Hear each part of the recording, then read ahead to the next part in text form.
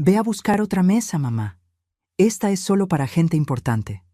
La voz de mi hija adoptiva, Sofía, resonó en el elegante salón del restaurante El Candelabro, uno de los más exclusivos de Ciudad de México. Risas estallaron alrededor de la mesa donde estaban mi yerno Ricardo, mis nietos adolescentes, e incluso mi hijo biológico Alejandro, todos participando como si fuera el chiste más gracioso del mundo. Pero después de décadas de humillaciones y desprecio, decidí que era hora de una lección que nunca olvidarían. Pero antes de continuar, asegúrate de estar ya suscrito al canal y escribe en los comentarios: ¿desde dónde estás viendo este video? Nos encanta saber hasta dónde están llegando nuestras historias. Ve a buscar otra mesa, mamá. Esta es solo para gente importante. Esas palabras cortaron el aire elegante del restaurante El Candelabro, uno de los más exclusivos de Ciudad de México, y salieron de la boca de mi propia hija adoptiva, Viviane. El silencio que siguió fue rápido, pronto reemplazado por risas alrededor de la mesa donde estaban mi yerno Roberto, mis nietos adolescentes, Lucas y Marina, e incluso mi hijo biológico Marcelo, todos participando como si aquello fuera la broma más divertida del mundo. Me quedé allí parada, apoyada en mi bastón, mi rostro ardiendo de humillación mientras otros clientes se giraban a mirar. Las arañas de cristal proyectaban una luz dorada sobre los manteles blancos y la reluciente platería, pero sentí una frialdad extenderse por mi pecho como hielo líquido. Mi nombre es Rafaela. Tengo 67 años y adopté a Vivian hace exactamente 30 años, cuando ella tenía solo 8 años. 3 décadas ofreciendo amor, apoyo y todo lo que tenía, para ser tratada como una intrusa en mi propia familia.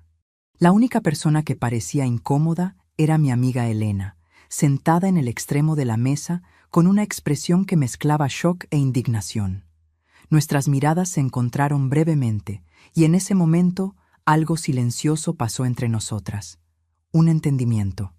«Vivian, eso no fue gracioso», dije, manteniendo la voz baja y digna, a pesar del dolor que sentía perforando mi corazón como una daga. «Ay, mamá, no seas tan sensible», Marcelo intervino, saludando con displicencia. «Es solo una broma. ¿Sabes cómo es Vivian?» Yo sabía exactamente cómo era Vivian. A sus 38 años había perfeccionado el arte de hacerme sentir pequeña mientras mantenía una fachada de hija dedicada para el mundo exterior. Durante 3 décadas le di lo mejor de todo: ropa cara, la mejor educación, apoyo para cada emprendimiento que intentó. Mientras tanto, Marcelo, mi hijo biológico de 45 años, recibió el mismo amor y oportunidades. La diferencia era que Marcelo, incluso con sus fallas, demostraba al menos un respeto básico. Vivian, por otro lado, parecía cultivar un resentimiento que crecía con cada año, como si mi generosidad fuera una ofensa personal contra ella.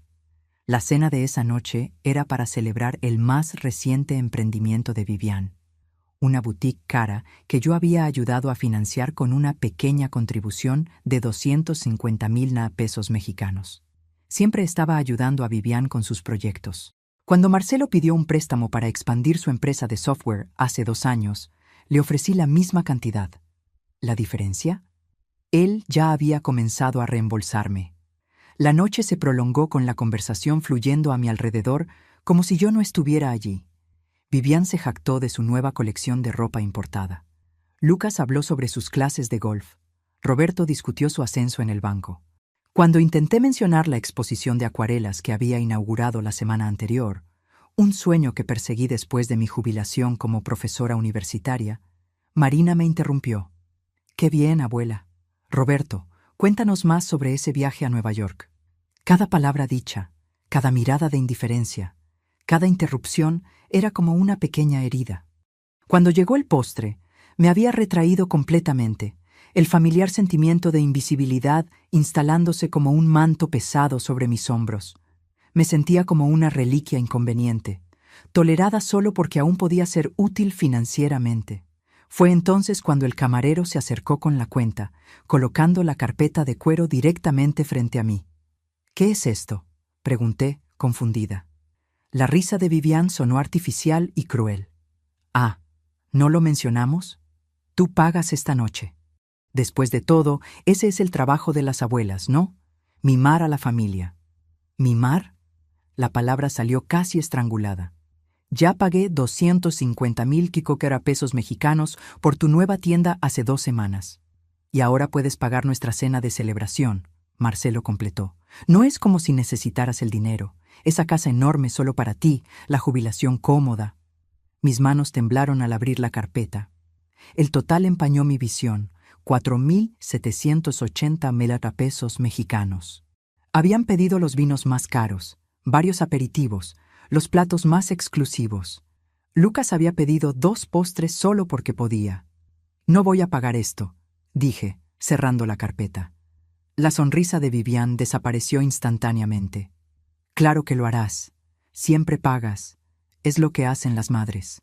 La tensión envolvió la mesa como una niebla densa.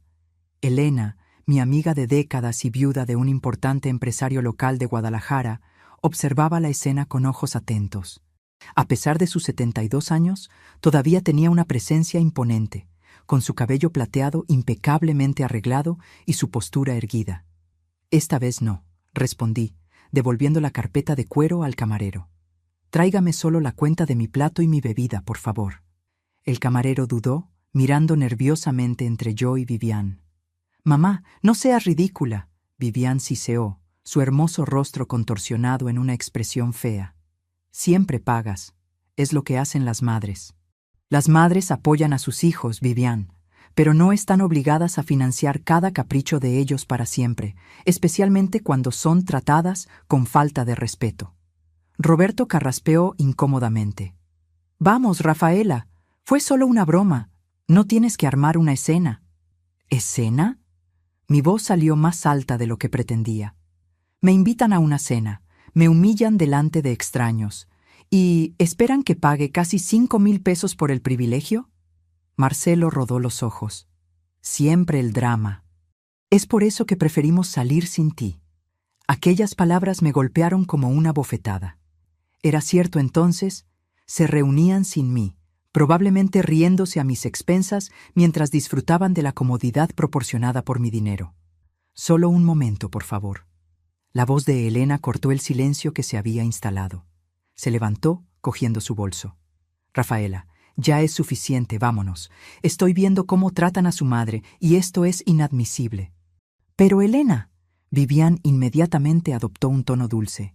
La noche apenas comenzó. Elena miró a Vivian con frialdad. Ya vi suficiente por hoy. Necesitas aprender a respetar a tu madre. Me levanté también, sintiendo un alivio súbito por no estar sola. Elena y yo habíamos sido amigas desde la universidad. Ella conocía mi vida entera, mi matrimonio con Carlos, su muerte prematura cuando Marcelo tenía solo 15 años, mi decisión de adoptar a Vivian unos años después para darle a Marcelo una hermana y ofrecer un hogar a una niña que lo necesitaba.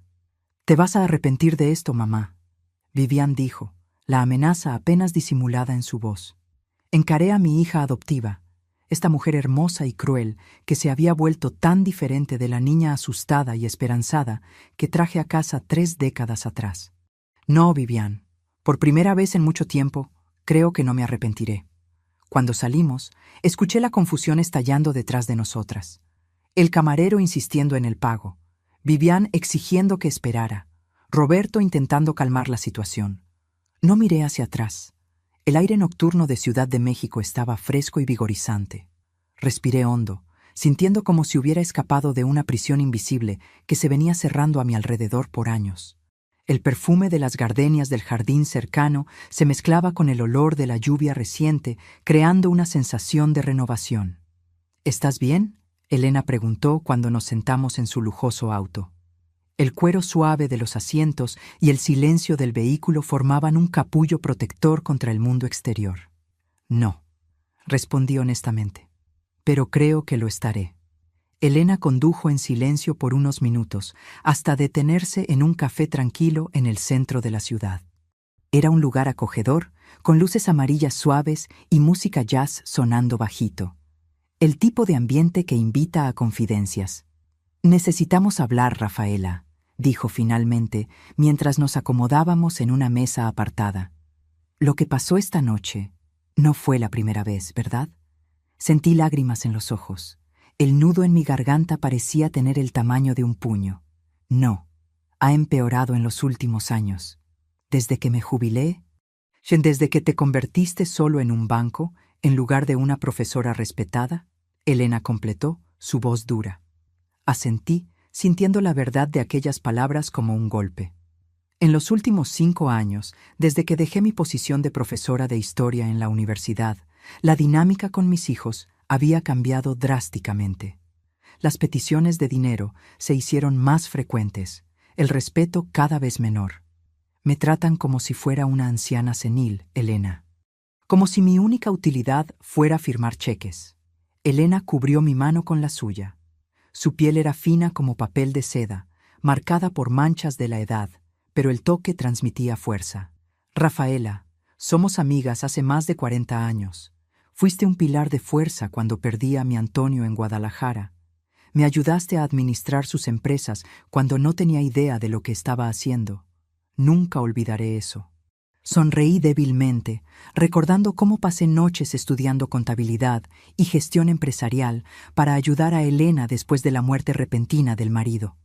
Cómo nos sentábamos juntas hasta el amanecer, descifrando contratos e informes financieros, mientras ella luchaba contra el luto y la inseguridad. Y ahora, ella continuó, su voz súbitamente diferente, es hora de que te devuelva el favor. Estoy enferma, Rafaela. El mundo pareció congelarse a mi alrededor. Los sonidos del café, el tintineo de las tazas, el murmullo de las conversaciones, la música suave, todo desapareció, reemplazado por un zumbido sordo en mis oídos. ¿Qué? No. Cáncer de páncreas, etapa 4. Lo descubrí hace 3 meses. Los médicos me dieron menos de 1 año. La revelación de Elena cayó sobre mí como una avalancha. Mi amiga, mi pilar de fuerza por tantos años, estaba muriendo. El café a nuestro alrededor continuó en movimiento. Camareros atendiendo mesas, clientes conversando, la vida prosiguiendo normalmente, mientras mi mundo particular se transformaba completamente. ¿Por qué no me lo contaste antes?, pregunté, mi voz casi un susurro. Elena esbozó una sonrisa triste. Ese tipo de sonrisa que lleva la sabiduría de quien ya ha hecho las paces con lo inevitable. Porque necesitaba poner mis asuntos en orden primero. Y porque quería asegurarme de algunas cosas. ¿Qué cosas? Sobre cómo te tratan tus hijos. Sobre cómo has estado viviendo. Ella tomó un sorbo de su té, sus ojos nunca dejando los míos. He estado observando de lejos durante años, viendo cómo Viviane y Marcelo cambiaron gradualmente. Cómo pasaron de ser niños amorosos a adultos que parecen verte solo como un medio para sus fines. No pude negar sus palabras. La transformación había sido lenta, casi imperceptible, como agua corroyendo una piedra a lo largo de décadas. Pequeñas faltas de respeto que crecieron, llamadas que se hicieron menos frecuentes a menos que necesitaran algo, miradas impacientes cuando hablaba sobre mis propios intereses. No es tan malo, intenté defenderme, más por hábito que por convicción. ¿No? Elena arqueó una ceja plateada. Rafaela, acabas de ser públicamente humillada por tu propia hija. Esperaban que pagaras casi 5,000 pesos por una cena donde fuiste tratada como una intrusa. Eso es abuso financiero y emocional. Las palabras de ella me golpearon con el peso de la verdad que yo venía evitando. Durante años, justifiqué el comportamiento de ellos. Marcelo estaba estresado con el trabajo. Viviane tenía inseguridades por ser adoptada. Simplemente no se daban cuenta de cómo me afectaban sus palabras. ¿Qué quieres que haga?, pregunté, sintiéndome súbitamente muy vieja y cansada. Son mis hijos, y los amas, lo sé. Elena se inclinó hacia adelante, sus ojos intensos. Pero amor no significa permitir que abusen de ti. A veces, amor significa establecer límites, y a veces significa consecuencias. Abrió su bolso caro de cuero suave y sacó un sobre pesado, colocándolo sobre la mesa entre nosotras. El papel era grueso, probablemente de una papelería fina, sellado con el logotipo de un bufete de abogados renombrado. ¿Qué es esto? Mi testamento, Elena respondió simplemente. Y una propuesta. La miré, confundida. Elena sonrió, una sonrisa que mezclaba tristeza y determinación. Rafaela, cuando Antonio murió en Guadalajara, me enseñaste a ser fuerte. Me mostraste cómo administrar sus empresas, cómo no dejar que los ejecutivos hombres me menospreciaran. Me ayudaste a transformar un negocio próspero en un imperio. Era verdad. Lo que comenzó como una empresa de importación de tamaño medio, bajo la dirección de Antonio, se había convertido, bajo el liderazgo de Elena, en uno de los mayores conglomerados empresariales del centro de México, con holdings en logística, tecnología y venta al por menor. Las empresas valen casi 2.000 millones de pesos ahora, Elena continuó. Y no tengo hijos a quienes dejarlas. Tragué saliva, comenzando a entender a dónde quería llegar. El café parecía haberse encogido a nuestro alrededor, como si el resto del mundo hubiera desaparecido. Elena, no. Siempre pensé en dejártelo todo a ti, prosiguió, ignorando mi interrupción. Eres la hermana que nunca tuve, pero después de ver cómo te tratan tus hijos, temo que simplemente desperdiciarían todo, no solo el dinero, sino el legado que construí. ¿Qué estás proponiendo exactamente?, pregunté, sintiendo una mezcla de aprensión y curiosidad burbujeando dentro de mí. Elena empujó el sobre en mi dirección. Abre. Con dedos temblorosos, abrí el sobre y saqué un manojo de documentos legales. Las palabras parecían nadar ante mis ojos. Mientras leía, mi respiración se hacía cada vez más rápida. Es una especie de juego, Elena explicó, mientras yo intentaba absorber el contenido de los papeles. Una prueba para tus hijos y también para ti. El testamento me designaba como heredera principal de todo el patrimonio de Elena, con una condición. En los próximos 6 meses yo debería establecer límites claros con mis hijos. No más dinero, no más favores financieros, no más permitir abusos. Si lograba mantener esos límites hasta el final del periodo de prueba, la herencia sería confirmada. Si fallas, si cedes a sus peticiones, si vuelves a los viejos patrones, todo irá a caridad. Ni un centavo para ti o para ellos. ¿Por qué hacer esto?, pregunté aturdida. Porque mereces más que ser un cajero automático ambulante para hijos ingratos. Porque quiero que mi dinero vaya a alguien que lo valore y lo use sabiamente. Y porque, su voz se suavizó, quiero que en los meses que me quedan te vea recuperar tu dignidad y fuerza. Miré a mi amiga, esta mujer extraordinaria que, incluso enfrentando su propia mortalidad, estaba más preocupada por mi bienestar. ¿Y si cambian?, pregunté. ¿Y si se dan cuenta de sus errores? La sonrisa de Elena era al mismo tiempo esperanzada y escéptica. Entonces, serán dignos de ti, finalmente. Pero, Rafaela, tienes que estar preparada para la posibilidad de que no cambien, de que, cuando el dinero se acabe, muestren quiénes son realmente. Sentí el peso de aquel momento, la elección que se extendía ante mí. Continuar como estaba, financiando la falta de respeto y el abuso, o establecer límites y potencialmente perder la relación con mis hijos. No estoy segura de poder hacer esto, confesé. Puedes, Elena dijo con convicción. La misma mujer que enfrentó la viudez a los 37 años, que crió a un hijo sola, que adoptó a una niña de 8 años cuando muchos le dijeron que era una locura, que se convirtió en una de las profesoras más respetadas de la universidad. Esa mujer puede hacer cualquier cosa. Al llegar a casa esa noche, encontré 3 mensajes en mi celular, uno de Vivian, uno de Marcelo y uno de Roberto. Todos furiosos, todos exigiendo explicaciones sobre mi comportamiento vergonzoso en el restaurante. Ninguno mencionaba quién había pagado la cuenta. En lugar de responder inmediatamente, me senté en el porche trasero de mi casa. Era una propiedad espaciosa en uno de los mejores barrios de Ciudad de México, comprada con mis propios ahorros después de décadas de trabajo duro. El patio, con su jardín cuidadosamente mantenido, brillaba suavemente bajo la luz de la luna. Este lugar siempre fue mi refugio, mi santuario. Pensé en cómo había llegado aquí. Después de la muerte de Carlos, tan joven, solo 42 años, un ataque al corazón repentino, me encontré sola con un hijo adolescente y un futuro incierto. En lugar de desmoronarme, me sumergí en el trabajo. Transformé mi dolor en propósito, convirtiéndome en una de las profesoras más dedicadas de la universidad, ascendiendo en la jerarquía académica mientras criaba a Marcelo. Adoptar a Viviane fue una decisión que muchos cuestionaron.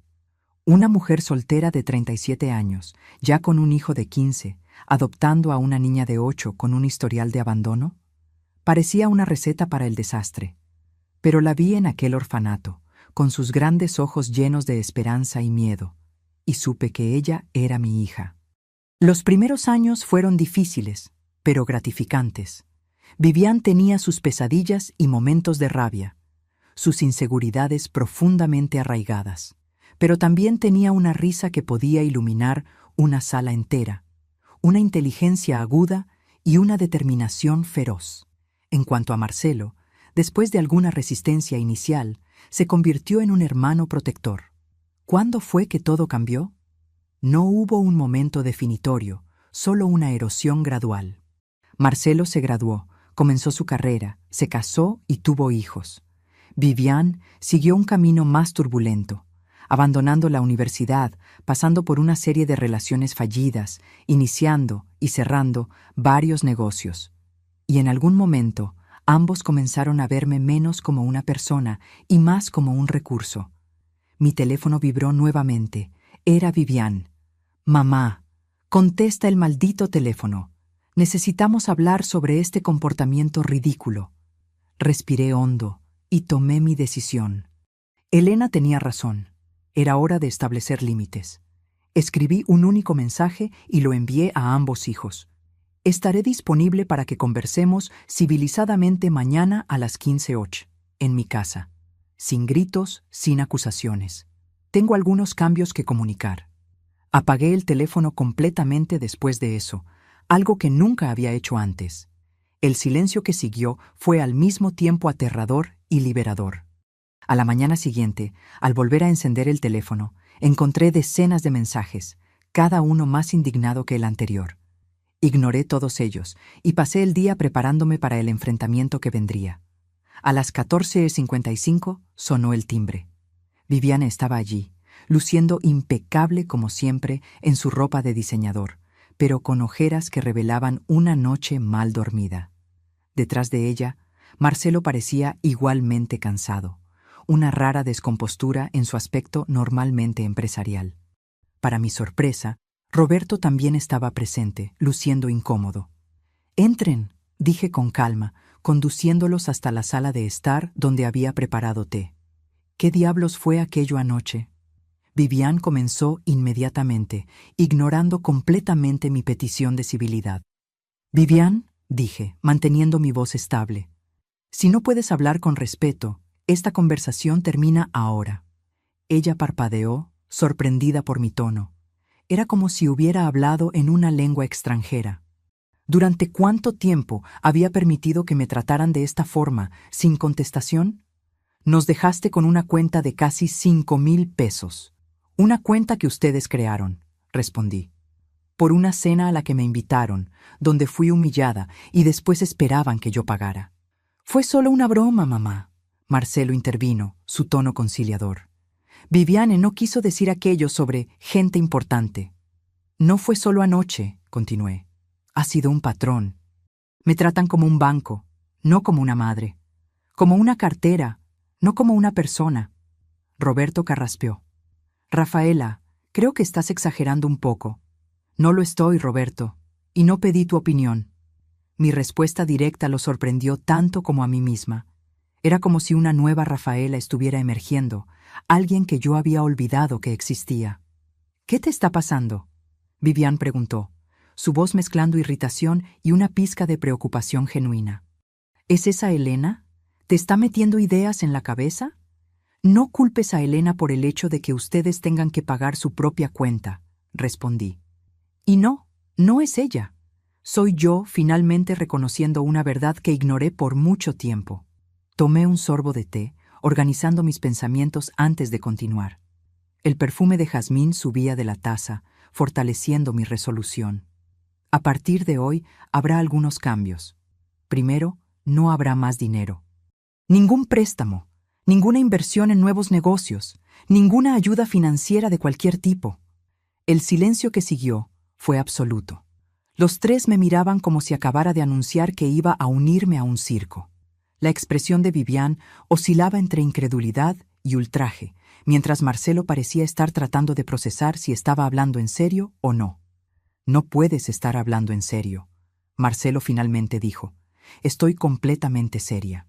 Son adultos. Marcelo, 45 años. Vivian, 38. Roberto, 42. Es hora de que vivan dentro de sus propias posibilidades financieras.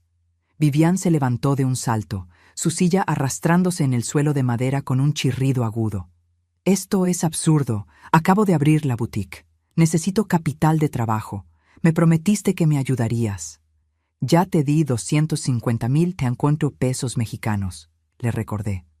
«Úsalos con sabiduría». «Mamá», Marcelo intentó con su tono más razonable, el que usaba para cerrar negocios.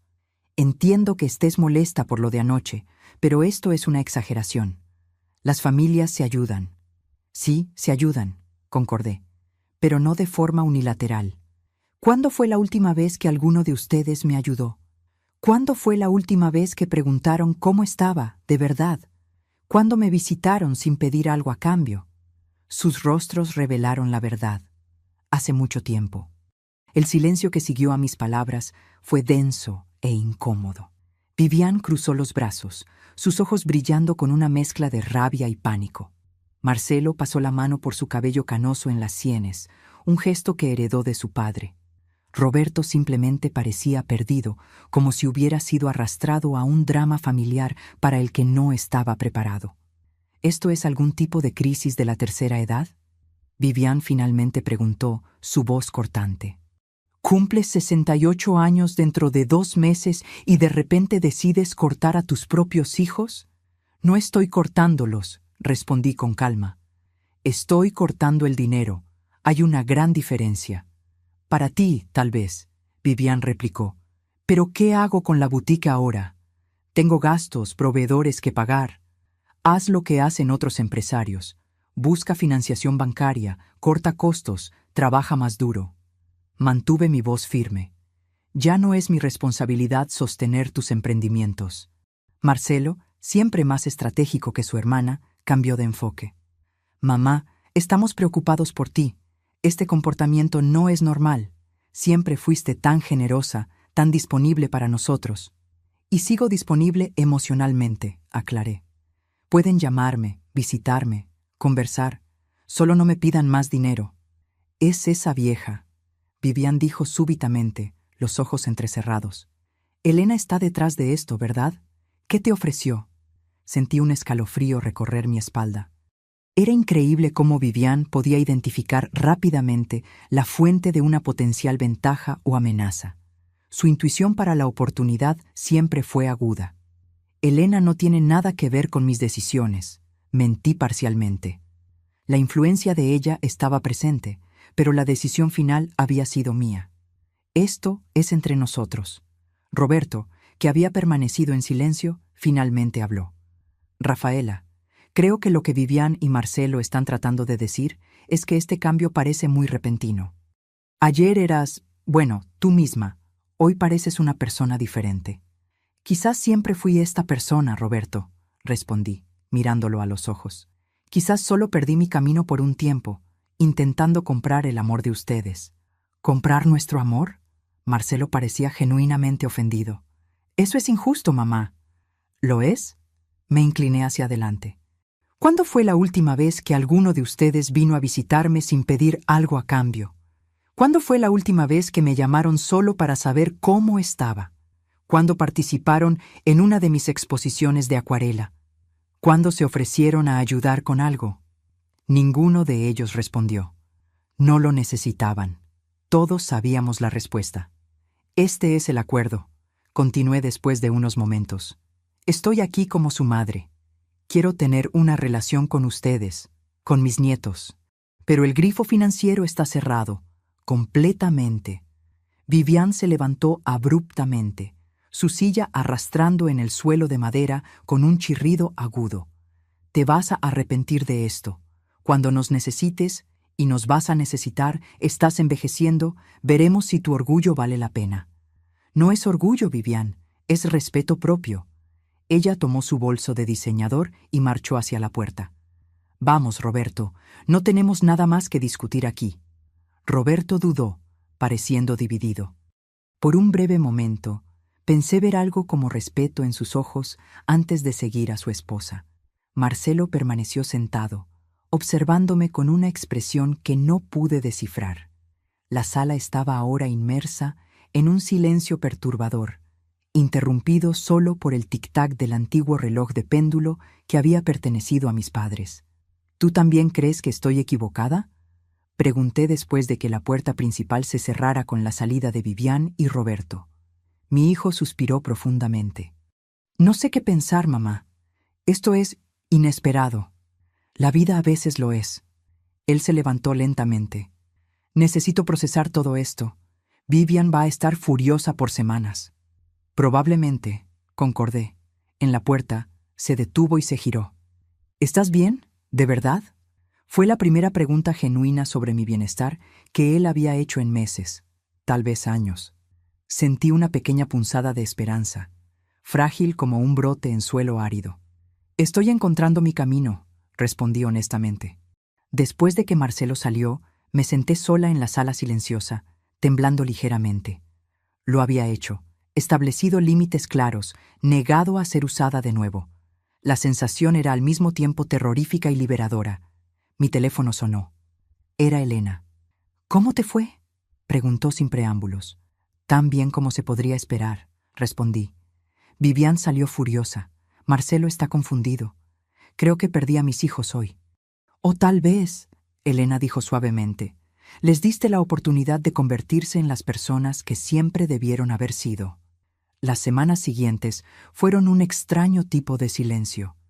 Ninguna llamada de Vivian, ningún mensaje, excepto una breve nota de Marcelo preguntando si había vuelto a la razón. No respondí.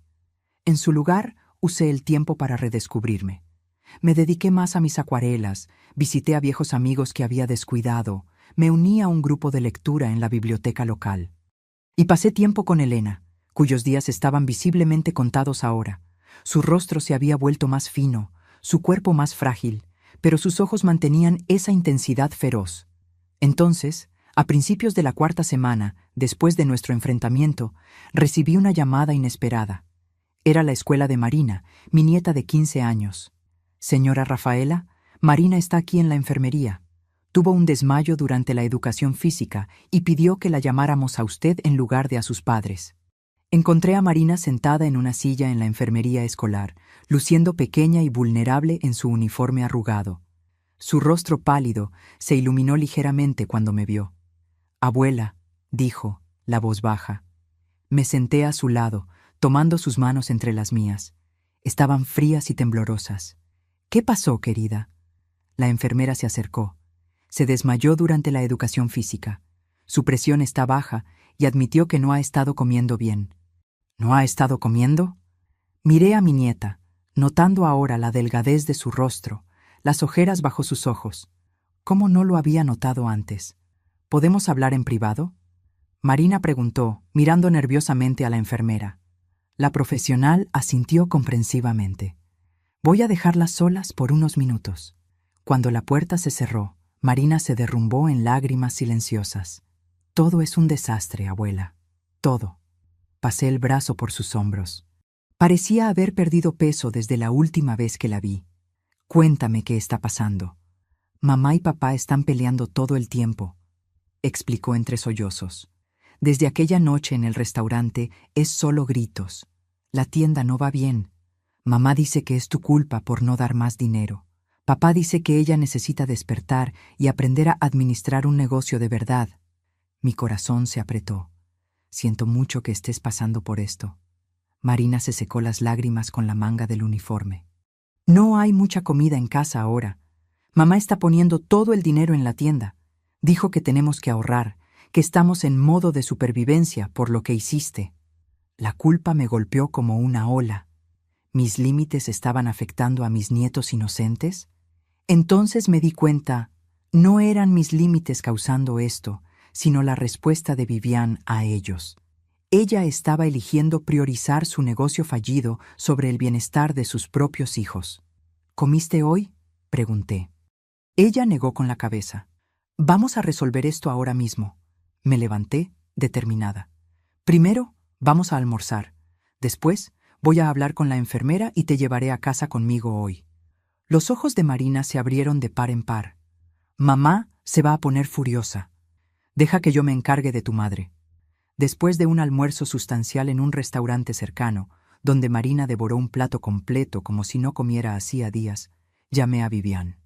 Ella contestó al cuarto tono, su voz instantáneamente defensiva. ¿Qué quieres ahora?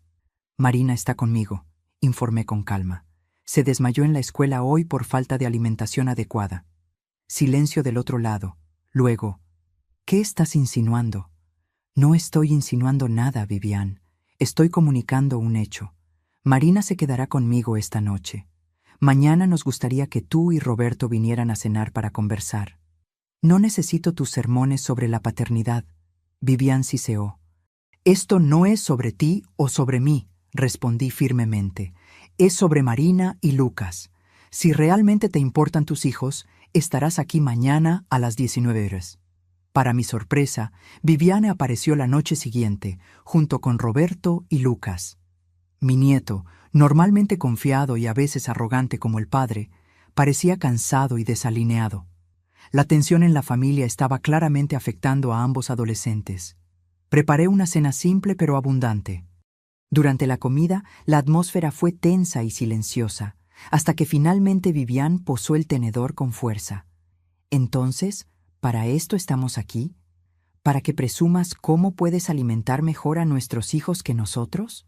Estamos aquí, respondí con calma, porque sus hijos están sufriendo y necesitamos encontrar una solución. La solución es obvia, Vivian replicó. Para con este berrinche sobre el dinero y ayúdanos como siempre hiciste. Lucas, para mi sorpresa, interrumpió. Mamá, no es culpa de la abuela que no sepas administrar el dinero. El silencio que siguió fue cortante. Vivian miró a su hijo como si acabara de abofetearla. ¿Cómo te atreves a hablarme así? Es verdad, Lucas continuó, aparentemente liberando frustración acumulada. La abuela te dio $250,000 para la tienda, y en menos de un mes ya estás arruinada. Compraste ese stock italiano ridículamente caro que nadie quiere. Alquilaste el espacio más caro del centro comercial, y ahora somos nosotros los que sufrimos. Roberto carraspeó incómodamente. Lucas, respeta a tu madre. ¿Y tú? Lucas se giró hacia su padre. Solo te quedas quejándote, pero no haces nada para ayudar. Al menos el tío Marcelo está tratando de mantener su propio negocio funcionando sin estar llorando por dinero de la abuela. Marina, silenciosa hasta entonces, finalmente habló. Yo solo quiero que dejen de pelear. Yo solo quiero poder dormir por la noche sin escuchar gritos. El rostro de Vivian se desmoronó, la máscara de indignación dando lugar a algo más vulnerable. Por un momento, vislumbré a la niña de 8 años que había traído a casa todas aquellas décadas atrás. Estoy intentando, dijo, su voz quebrándose. Estoy intentando mantener todo funcionando. Sola, añadí suavemente. Como siempre intentaste hacer todo sola, incluso cuando ofrecí ayuda de verdad, no solo dinero. Vivian levantó los ojos hacia mí, confundida. ¿Qué quieres decir? ¿Cuántas veces ofrecí enseñarte sobre gestión financiera? ¿Sobre cómo administrar un negocio? Siempre te negaste, prefiriendo el camino más fácil. Solo pedir más dinero cuando las cosas se ponían difíciles. Roberto sorprendió a todos al hablar. Tiene razón, Vivi. Tu madre intentó enseñarte a pescar, pero tú solo querías el pescado ya hecho. El comentario de Roberto cayó como una bomba en la mesa. Vivian se giró para encararlo, traicionada por su propio marido. Durante un momento tenso, pensé que iba a explotar, pero entonces algo inesperado sucedió. Sus hombros cayeron y se cubrió el rostro con las manos. No sé cómo hacer esto, admitió, su voz ahogada. Nunca supe. Fue un momento de vulnerabilidad tan raro que nadie en la mesa supo cómo reaccionar inicialmente. Marina extendió la mano tímidamente y tocó el brazo de su madre. Lucas, a pesar de su arrebato anterior, Parecía incómodo viendo a su madre siempre fuerte derrumbarse súbitamente. Vivian, hablé suavemente. El problema nunca fue falta de capacidad. Eres inteligente, determinada, carismática. El problema fue siempre que nunca necesitaste realmente intentarlo, porque yo siempre estaba allí para resolver cualquier error con más dinero. Ella descubrió el rostro, sus ojos rojos. Y ahora me quitaste la red de seguridad. Sí, confirmé, porque creo que puedes volar sin ella. Roberto tomó la palabra, sorprendiéndome de nuevo. Rafaela tiene razón, Vivi. Necesitamos resolver esto nosotros mismos, como familia. Miré a mi yerno con un nuevo respeto. Tal vez había más en él que el hombre complaciente que siempre había presumido. ¿Qué sugieren entonces? Vivian preguntó, sonando genuinamente perdida. Primero, respondí, los niños vienen a mi casa temporalmente, hasta que ustedes estabilicen la situación en casa, sin discusiones, sin privaciones. Para mi sorpresa, Vivian no protestó. Segundo, continué, no voy a dar más dinero, pero puedo ofrecer algo más valioso, conocimiento. Voy a ayudarte a analizar el negocio, reestructurar, hacerlo viable. Como mentora, no como inversora. Tú no eres empresaria. Vivian señaló, un eco de su habitual desconfianza. No, concordé. Pero soy amiga de una de las empresarias más exitosas de Guadalajara hace más de 40 años. Aprendí algunas cosas. La mención a Elena hizo que Vivian frunciera el ceño, pero no comentó. Y tercero, concluí, todos nosotros necesitamos reaprender a ser una familia. No basada en dinero o expectativas, sino en respeto mutuo y amor genuino. Los días siguientes establecieron una nueva rutina. Lucas y Marina se instalaron en las habitaciones de invitados de mi casa, floreciendo visiblemente en un ambiente sin tensión. Comencé a trabajar con Vivian en la boutique, analizando sus finanzas caóticas, identificando los errores críticos y desarrollando un plan de recuperación. Para mi sorpresa, cuando estaba despojada de su actitud defensiva, Vivian se reveló una aprendiz ávida. Me di cuenta de que, bajo la capa de derecho y resentimiento, existía una mujer inteligente que nunca había sido verdaderamente desafiada a crecer. ¿Por qué nunca me forzaste a aprender esto antes?, me preguntó un día, mientras revisábamos el flujo de caja proyectado. Porque nunca estuviste lista para escuchar, respondí honestamente. Y porque yo estaba demasiado ocupada intentando comprar tu amor para realmente ayudarte. Vivian hizo una pausa, absorbiendo mis palabras. Siempre te amé, dijo finalmente, incluso en los momentos en que te traté mal. Lo sé, respondí, pero creo que nunca aprendiste a respetarme. Ella no respondió, pero su silencio fue elocuente. Marcelo reapareció en mi vida 3 semanas después de nuestro enfrentamiento inicial. Vino solo, sin su esposa, sin la postura defensiva que había adoptado anteriormente. Oí que estás ayudando a Vivian con la boutique, dijo, aceptando una taza de café. Estoy intentando, confirmé. ¿Y cómo estás tú? Marcelo suspiró profundamente. Bien, para ser honesto, tu ultimátum me hizo repensar algunas cosas. Me di cuenta de que estaba en camino de volverme tan dependiente como Vivian. Y estoy enfocándome en hacer que mi empresa sea autosostenible, en lugar de contar con inyecciones de capital externas. Dudó, luego agregó.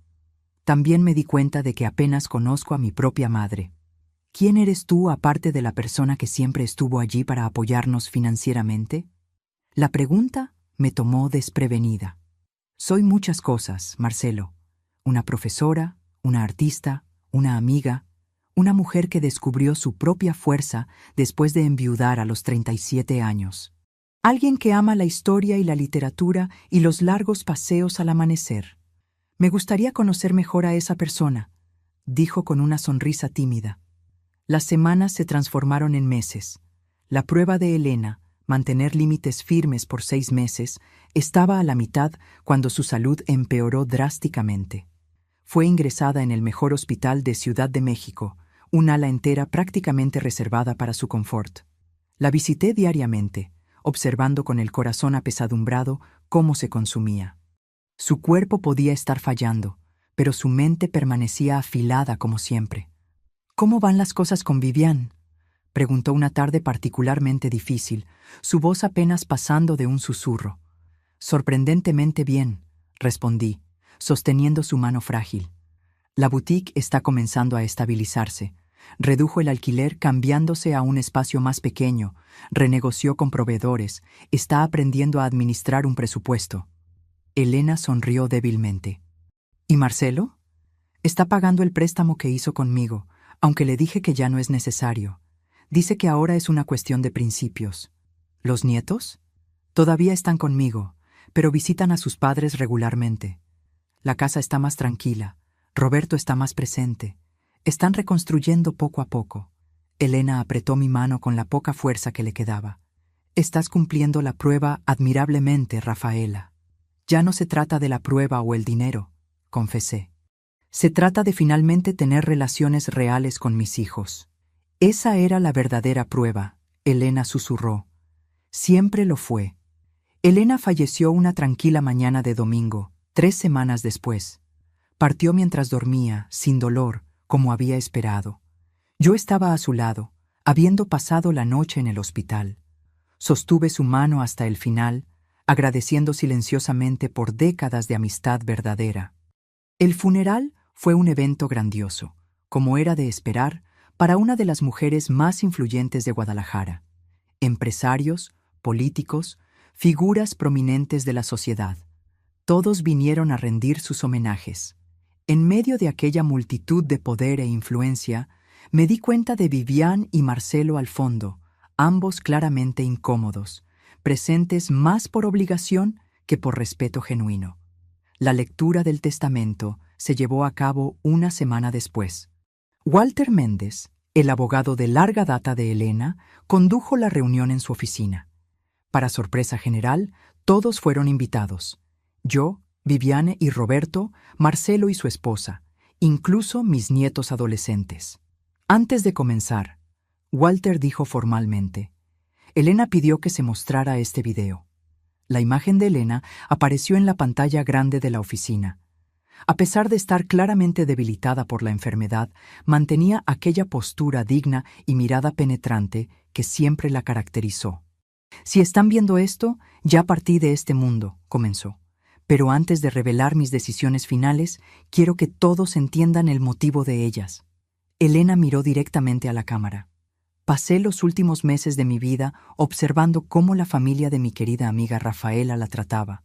Vi a personas que deberían amarla y respetarla, tratándola como un cajero automático ambulante. Vi la humillación en el restaurante El Candelabro. Oí las llamadas exigiendo dinero. Presencié el desinterés por sus sentimientos y logros». Vivian se revolvió incómodamente en la silla. Marcelo miró al suelo. «Particularmente tú, Vivian», Elena continuó, como si pudiera verla en ese momento. «La niña que Rafaela acogió y amó como hija se transformó en una adulta que trata a su madre adoptiva con crueldad calculada. No solo exiges dinero constantemente, sino que pareces disfrutar disminuyéndola». El rostro de Vivian se puso rojo de vergüenza y rabia. «Y tú, Marcelo, quizás no seas tan abiertamente cruel, pero tu indiferencia y disposición a explotar la generosidad de tu madre son igualmente reprobables». Después de una pausa dramática, Elena sonrió. Entonces decidí intervenir. Le propuse una prueba a Rafaela, establecer límites claros con ustedes por 6 meses. Si lo lograba, heredaría mi fortuna. Pero la verdadera prueba no era para ella, era para ustedes. El silencio en la sala era absoluto. Todos los ojos estaban fijos en la pantalla.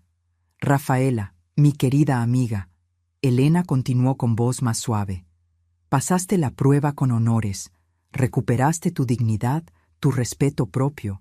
En cuanto a los demás...». Su mirada se endureció. «Bueno, los resultados hablan por sí solos». Walter apagó el video y tomó un documento. «El testamento es bastante claro. La totalidad del patrimonio de Elena Campos, empresas, inversiones y propiedades valuados en aproximadamente 2.000 millones de pesos mexicanos, es dejado a Rafaela Mendonza». Vivian jadeó audiblemente. Marcelo palideció. Hay más, Walter continuó. Elena estableció fondos fiduciarios separados para cada miembro de la familia, pero con condiciones específicas. Se giró hacia Vivian. Para ti, Vivian, un fondo de 5 millones de pesos, accesible solo después de 5 años de trabajo comprobado en una ONG de tu elección, con salario mínimo. Ningún dinero de Rafaela puede ser usado durante este período. Vivian se levantó furiosa. Esto es ridículo. Ella no puede hacer eso. De hecho puede, Walter respondió con calma. Y lo hizo. Para Marcelo, continuó, un fondo similar, pero con la condición de que trabaje 3 años como profesor en una escuela pública de la periferia. Marcelo se quedó boquiabierto. Pero, ¿mi empresa? En cuanto a los nietos, Walter prosiguió, ignorándolo, cada uno recibirá un fondo educacional generoso, accesible directamente a los 18 años, sin intervención de los padres. Roberto, que había permanecido callado, finalmente habló. ¿Y yo? Walter consultó los documentos. Tienes la opción de permanecer con Vivian durante su periodo de servicio comunitario o divorciarte con una compensación de 200,000 pesos. El caos estalló en la sala. Viviane gritaba acusaciones, Marcelo argumentaba sobre la injusticia, Roberto parecía calcular sus opciones. Solo mis nietos permanecieron en silencio, quizás secretamente aliviados por tener su futuro garantizado independientemente de las elecciones de sus padres. Me levanté con calma. Basta. Para mi sorpresa, todos se callaron.